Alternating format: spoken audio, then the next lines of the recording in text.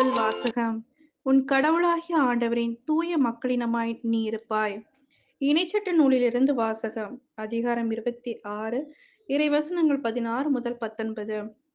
மோசே மக்களை நோக்கி கூறியது: இந்த முறைமைகளையும் நியமங்களையும் நீ நிறைவேற்றுமாறு உன் கடவுளாகிய ஆண்டவர் இன்று உனக்கு கட்டளையிட்டுள்ளார்.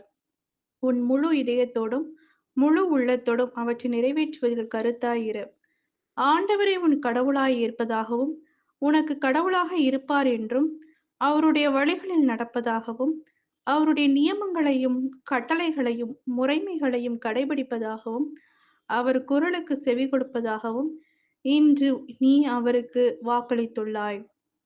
நீ அவருடைய கட்டளைகளை கடைபிடிப்பதில் கருத்தாயிருந்தால் அவர் கூறியபடியே நீ அவருக்கு சொந்தமான மக்களினமாயிருப்பாய் என்றும், அவர் உருவாக்கிய எல்லா மக்களினங்களிலும் புகழிலும் பெயரிலும் மாட்சியிலும் உன்னையே உயர்த்துவார் என்றும், அதனால் உன் கடவுளாகிய ஆண்டவரின் தூய மக்களினமாய் நீ இருப்பாய் என்றும் ஆண்டவர் இன்று உனக்கு வாக்களித்துள்ளார். இது ஆண்டவரின் அருள்வாக்கு. இறைவா உமக்கு நன்றி. நற்செய்தி வாசகம்.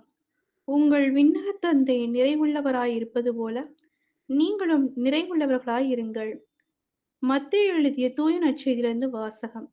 அதிகாரம் 5, இறைவசனங்கள் 43 முதல் 48. அக்காலத்தில் இயேசு தம் சீடரை நோக்கி கூறியது: உனக்கு அடுத்திருப்பவிடம் அன்பு கூர்வாயாக, பகைவரிடம் வெறுப்பு கொள்வாயாக என கூறியிருப்பதை கேள்விப்பட்டிருக்கிறீர்கள். ஆனால் நான் உங்களுக்கு சொல்கிறேன், உங்கள் பகைவரிடமும் அன்பு கூருங்கள், உங்களை துன்புறுத்துவோருக்காக இறைவனிடம் வேண்டுங்கள். இப்படிச் செய்வதால் நீங்கள் உங்கள் விண்ணகத் தந்தையின் மக்கள் ஆவீர்கள். ஏனெனில் அவர் நல்லோர் மேலும் தீயோர் மேலும் தம் கதிரவனை உயிர்த்தித்தெழச் செய்கிறார். நேர்மையுள்ளோர் மேலும் நேர்மையற்றோர் மேலும் மழை பெய்யச் செய்கிறார்.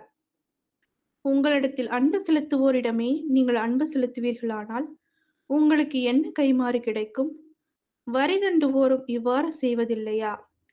நீங்கள் உங்கள் சகோதர சகோதரிகளுக்கு மட்டும் வாழ்த்து கூறுவீர்களானால் நீங்கள் மற்றவருக்கும் மேலாக செய்து விடுவதென்ன? பிற இனத்தவரும் இவ்வாறு செய்வதில்லையா?